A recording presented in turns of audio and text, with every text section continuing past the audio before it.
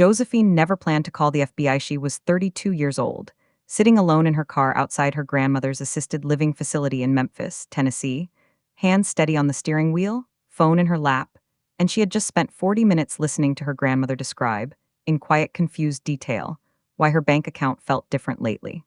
Why certain things she had always paid for herself were suddenly unavailable. Why her daughter, Josephine's mother, had been visiting more frequently than usual. Always alone.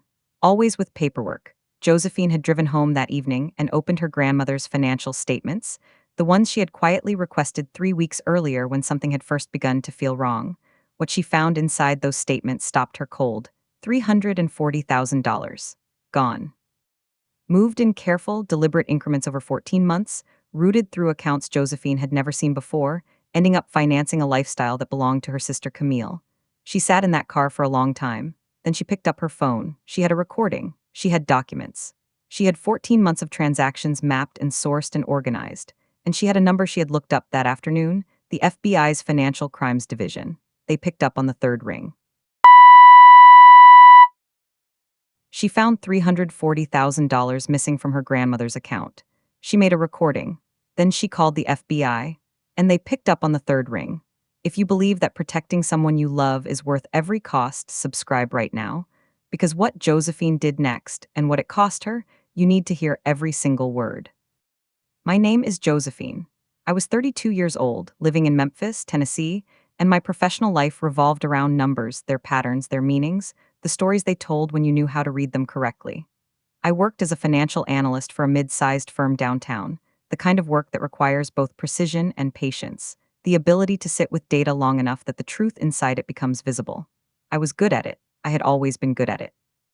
What I never anticipated was that the skill I had spent a decade developing professionally would become the most important tool I possessed, not in any boardroom or client meeting, but sitting alone at my kitchen table on a Sunday evening with my grandmother's bank statements open in front of me. My grandmother Dorothy was 81 years old and had been fiercely, quietly magnificent her entire life. She had worked as a school librarian for 38 years, raised 3 children largely on her own after my grandfather passed young, and accumulated her savings with the particular discipline of someone who understood that financial independence was not a luxury but a form of dignity. She had chosen her assisted living facility herself, toured 3 options, selected the one she preferred, and wrote the first check without asking anyone for help or permission. That was Dorothy entirely. Sharp, self-determined, and deeply proud of the life she had built on her own terms. She deserved every protection available. She had trusted the wrong people to provide it. My parents presented beautifully to the world. Warren, tall, measured, the kind of man who remembered birthdays and held doors and spoke at community events about family values with a conviction that read as completely genuine from any external angle. Sylvia, warm, socially fluent, the architect of every impression their family made in public, a woman whose phone contacts included half of Memphis's civic leadership. They attended Dorothy's facility on holidays, brought flowers, and posted photographs.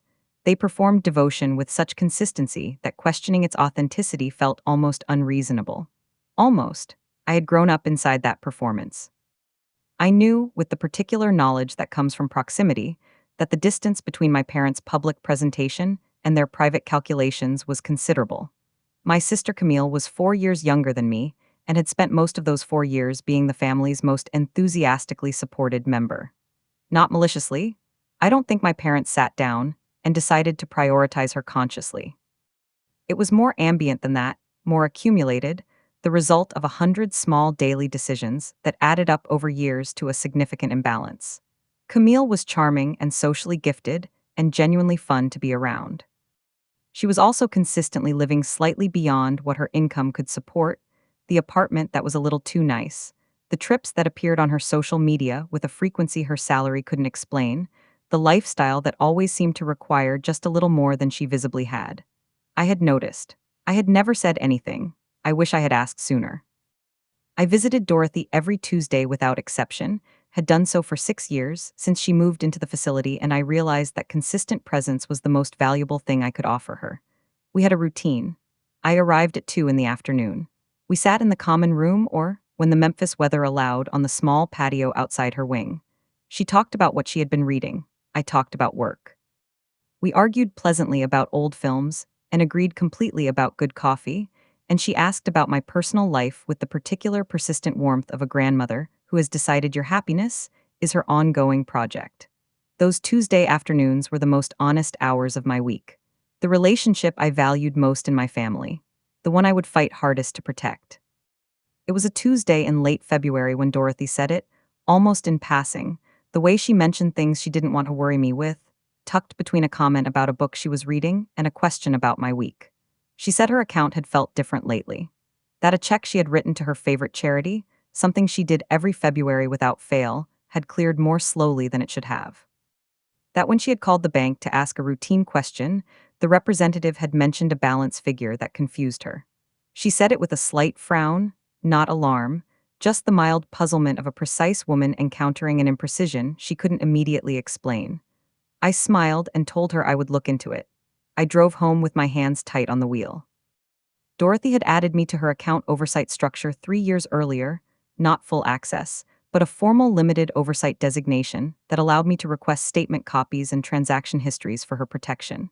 She had done it quietly and practically, the way Dorothy did everything, saying simply that she wanted someone with a financial background to have eyes on things as she got older. I had never used it. There had never been a reason. 3 days after Dorothy's comment, I submitted the formal request through the bank's Elder Oversight Portal, complete transaction history, 14 months, all accounts. I told no one I had done it. I went to work the following morning, answered emails, attended a budget meeting, and waited. The statements arrived on a Sunday. I opened them after dinner, and my entire understanding of my family began to change. I cleared my kitchen table completely before opening the envelope, moved my laptop, my coffee mug, and the small stack of books I kept meaning to put away. Something in me understood, before I had seen a single page, that this required space. I had approached hundreds of financial documents professionally with the same ritual clearing, physical and mental, making room for whatever the numbers were about to say. I opened the statement slowly. Dorothy's primary savings account first, the one she had maintained for 30 years, the account she had described to me once as her foundation, the place where her lifetime of careful work lived. I found the opening balance. I found the current balance. And I sat very still for a long moment before I turned to the next page. It appeared on page 3, a transfer dated 14 months prior, $6,200, routed to an account number I didn't recognize with a reference code that meant nothing to me in Dorothy's financial context. Small enough in isolation to read as administrative. The kind of transaction that might represent an insurance adjustment or a facility fee or any number of ordinary financial movements an 81-year-old woman's accounts might contain. I marked it with a pen. Turned the page, found another transfer, different amount, same destination account, 3 weeks later, marked it. Turned the page again, found another, then another. The marks accumulated steadily as I moved through the statements, each one small enough individually to seem unremarkable, the pattern they formed together becoming clearer and more specific with every page I turned.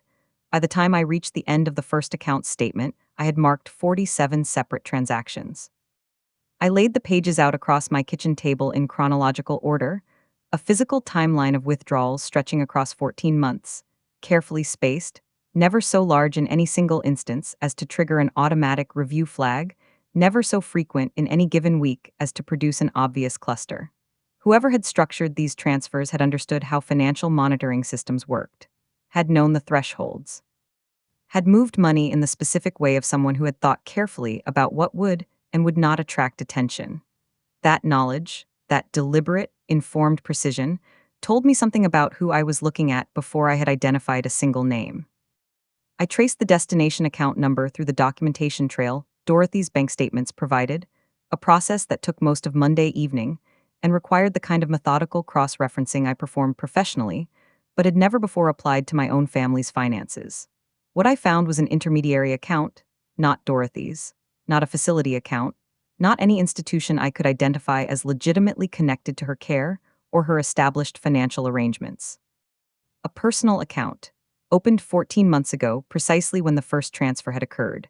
When I finally identified the account holder through the routing information available in the statements, I sat back in my chair and looked at the ceiling for a long time.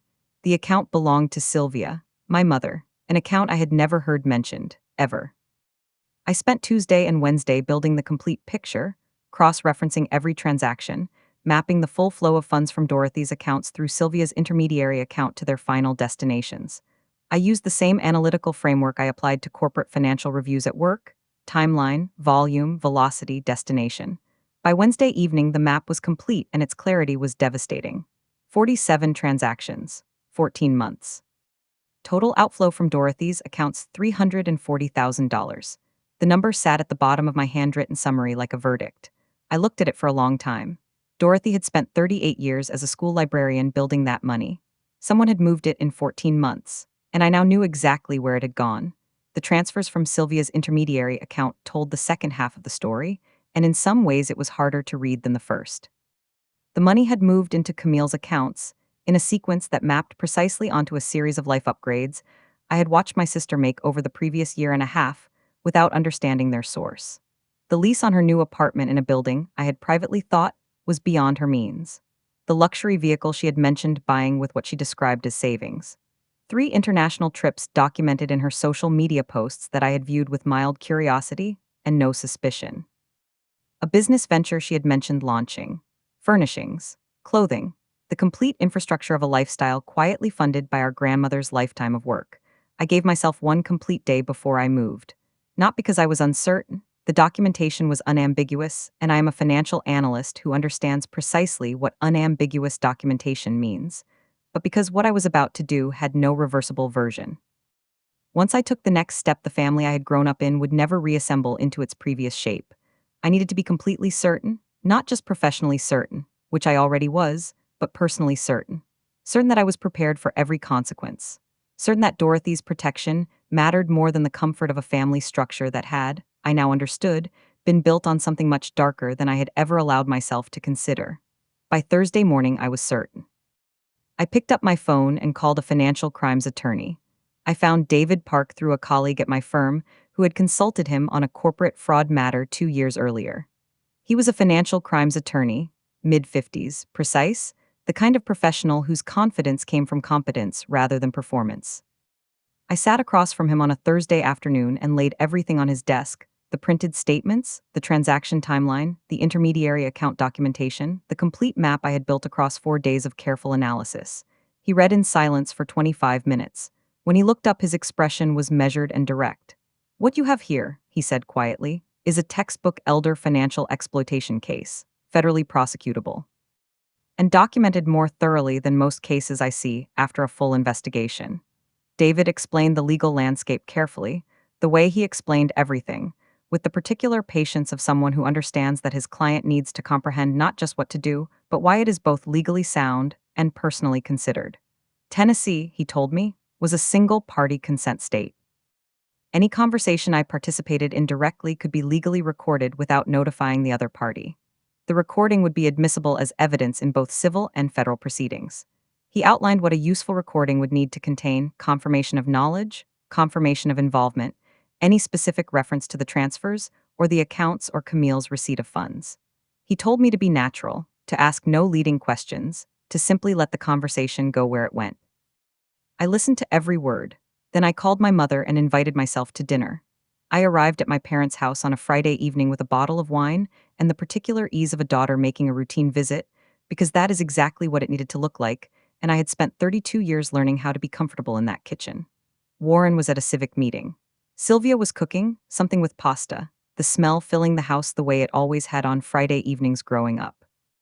We talked about ordinary things while I helped set the table: a neighborhood issue she was involved with, a book club she had mentioned, my work week described in the vague, pleasant terms of a conversation I had no intention of making memorable.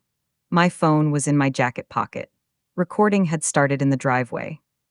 The conversation shifted gradually. The way I had learned in David's office it needed to, organically, without pressure, arriving at the significant material through the natural current of a relaxed Friday evening rather than through any question that could be identified later as a prompt. I mentioned Dorothy casually, how she had seemed a little confused on my last visit, how I hoped her accounts were in order. Sylvia's response came without hesitation, the ease of a woman who believed she was completely safe in this kitchen with this daughter this evening. She confirmed the account arrangement. She referenced Camille's situation. She used specific language that mapped precisely onto the transaction records I had spent 4 days analyzing. She said it all while serving pasta into 2 bowls. My jacket pocket recorded every word. I drove home with the recording on my phone and pulled into my parking space and sat in the dark car for a while. I had known, intellectually, since Sunday's statements what my mother had done. But hearing her voice describe it, casually, comfortably, in the kitchen where I had grown up, produced a different kind of knowing. The kind that lives in the body rather than the mind. I gave myself exactly 10 minutes, sat with it completely.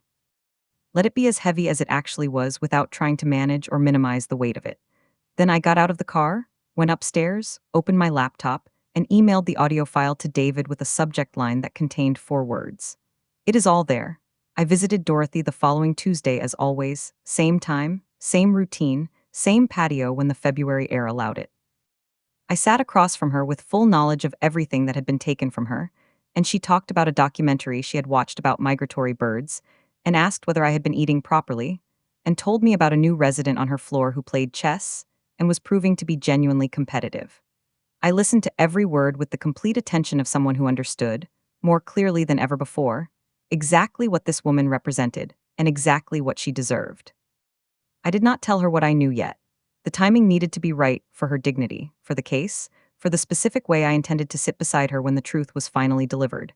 I made the call on a Wednesday morning from my car, parked outside my office building, engine off, David's guidance reviewed twice the evening before. I had the FBI's Financial Crimes Division number for the Memphis field office written on a notepad beside me. I had the complete documentation file saved on my laptop in the passenger seat. I had the recording. I had 14 months of transactions mapped and sourced and organized with the precision of someone who had spent a decade doing exactly this kind of analytical work. I dialed. The phone rang once, twice, 3 times. Then a voice answered, professional, unhurried, completely present. I said I needed to report a case of elder financial exploitation. I said I had documentation and a recording. Then I started from the beginning.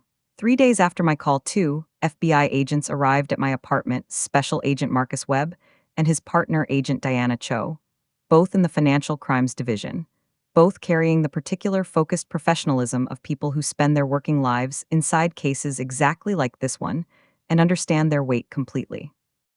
I had the full documentation laid out on my kitchen table before they knocked, printed, organized, chronological, exactly the way I would have presented it in any professional financial review. Agent Webb looked at the table when I opened the door and then looked at me with an expression that contained something close to respect. They sat down. I walked them through everything. 2 hours later, Agent Cho looked at her partner and said 4 words. We're opening a case. The investigation moved with a speed and precision I had not fully anticipated, though David, when I reported back to him, said it was consistent with federal financial crimes cases that arrive well documented. Subpoenas were issued within the first week. Sylvia's complete banking records, the intermediary account transaction history, Camille's financial accounts covering the same 14-month period.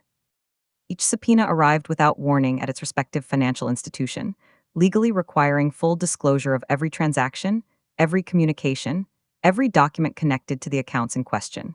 My parents received formal notification that their financial records had been subpoenaed by federal investigators on a Thursday morning. David told me Warren had called 3 separate attorneys before noon. The ground had shifted, and they had felt it move. My father called that same Thursday evening. I watched his name on my screen and answered on the second ring, because I had decided, with David's guidance, that engaging carefully was preferable to silence that could later be characterized as hostility.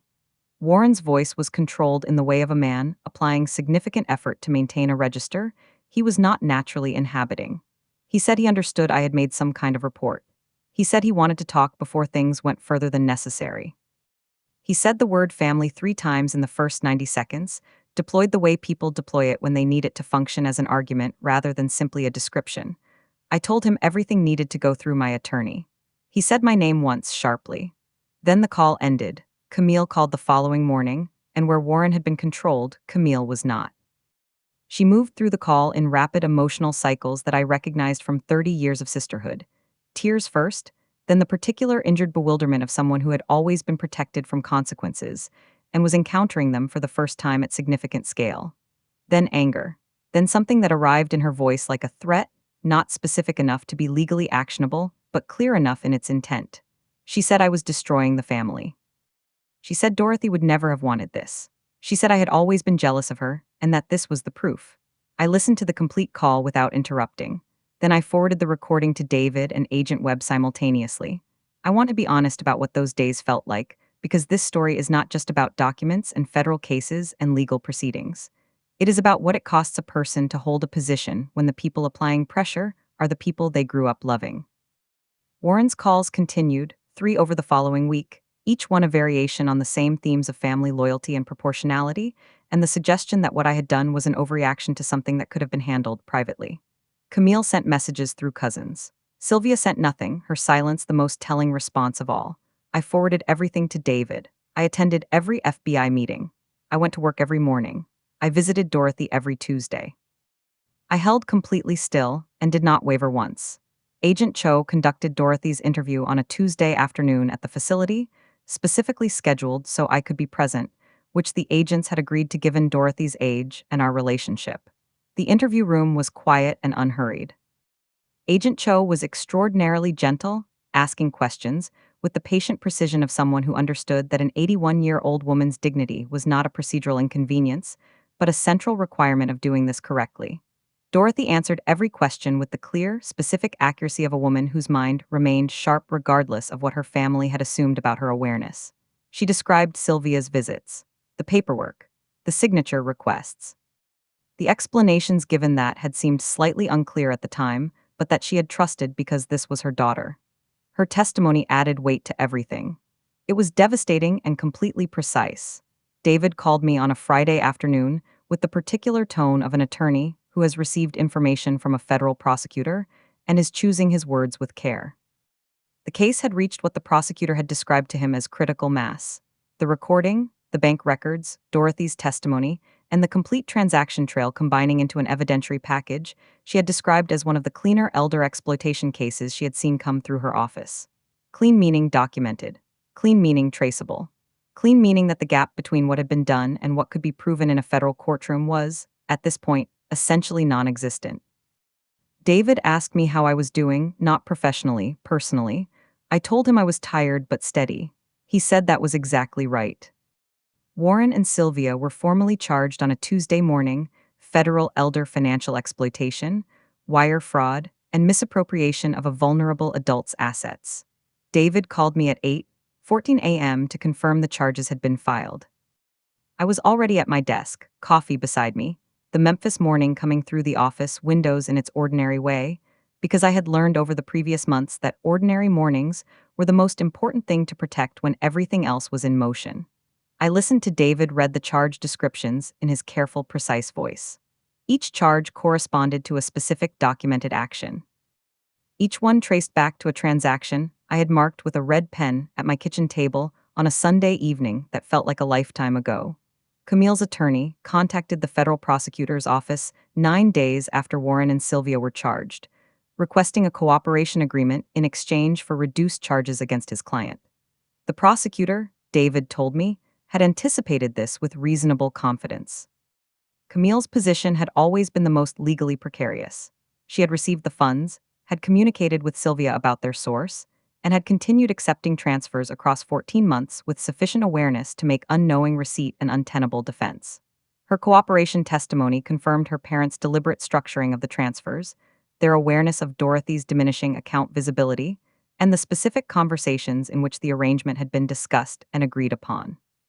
The evidentiary record, already formidable, became with Camille's cooperation essentially complete. Alongside the criminal proceedings, the federal court issued a civil asset recovery order, mandating full restitution of the $340,000 to Dorothy's accounts, to be recovered from every attachable asset Warren and Sylvia possessed. The order was comprehensive and immediate: bank accounts frozen, property liens filed, retirement accounts examined for recoverable portions within legal parameters. David explained the process to me in his office on a Wednesday afternoon, the mechanics of federal restitution, the timeline, the probability of full recovery given my parents' documented asset holdings. I listened carefully and asked the questions I needed to ask. Then I asked the one that actually mattered to me most. Will Dorothy get her money back? David looked at me steadily. All of it, he said. Yes. I told Dorothy on a Tuesday afternoon, sat beside her on the patio in the early spring sunshine, Memphis warming slowly around us, and told her everything from the beginning. I had thought carefully about how to do this, the sequencing, the language, the specific way of delivering information that is simultaneously terrible and resolved so that the resolution is present in the room alongside the pain. Dorothy listened without interrupting, her hands folded in her lap, her expression moving through a series of things I watched carefully and with deep love. Shock arrived first, then grief, then something harder to name, the particular sorrow of a parent confronting what their child has done. Then, slowly, a composure came from somewhere very deep. She took my hand. "You did right, Josephine," she said simply. The extended family fractured in the weeks that followed, not dramatically, not with formal declarations, but in the quiet, permanent way of people who have been presented with an undeniable truth and must decide individually what to do with it. Some chose denial, maintaining that Josephine had overreacted, that family matters should have been resolved privately, that federal involvement had been unnecessary and cruel. Others chose honesty, calling me privately, acknowledging what the evidence had shown, sitting with the discomfort of having been in proximity to something they hadn't seen or hadn't wanted to see. I did not chase anyone toward a particular response. I had made my decision based on Dorothy. Every other person in that family was responsible for making theirs based on their own conscience. The restitution transfer was processed on a Thursday morning, Dorothy's accounts receiving the full $340,000 in a formally supervised bank, meeting that her facility's patient advocate attended alongside me. Dorothy dressed carefully for the meeting, the particular deliberateness of a woman who understood that how you present yourself at significant moments is itself a statement. She sat across from the bank manager with the straight-backed composure of someone reclaiming something that had always been hers and had simply been temporarily, criminally displaced. When the transfer confirmation was printed and placed in front of her, she looked at it for a long moment. Then she looked at me. Then she folded the paper carefully and placed it in her handbag with the quiet finality of a woman closing a chapter that should never have been opened. "So here is what I need you to hear, from Josephine, directly and without softening. Loving your family and protecting someone from your family are not opposites. They can exist in the same person simultaneously, the love genuine and the protection non-negotiable, both coming from the same source. I did not call the FBI because I stopped loving my parents. I called because I loved Dorothy more than I feared what honesty would cost me. Someone in your life right now may be vulnerable in ways you haven't fully examined yet. An elderly person who trusts the wrong people. A family member whose accounts feel slightly different lately. Pay attention. Pull the statements. Make the call. The people who cannot protect themselves are counting on the people who can. Be the person who can."